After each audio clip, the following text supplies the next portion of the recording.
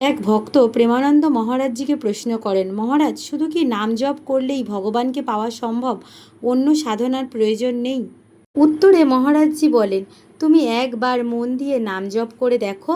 যদি এর ফলাফল না পাও তাহলে এসে আমাকে বলো। ভক্তটি আবার প্রশ্ন করেন, তাহলে আগে ঋষিমুনিরা নানা রকম সাধনা কেন করতেন?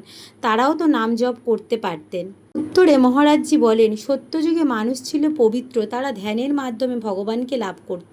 দাপর যুগে ভগবানের পূজার মাধ্যমেই ভগবান প্রাপ্তি হতো। ক্রেতা যুগ ছিল যজ্ঞ প্রধান, মানুষ নিঃস্বার্থভাবে দান করতে পারত। সাধারণ মানুষ ব্যস্ত তাদের জীবন নিয়ে। এই কলিযুগে একমাত্র নাম সংকীর্তনই হলো সর্বশ্রেষ্ঠ ও সহজতম সাধনা।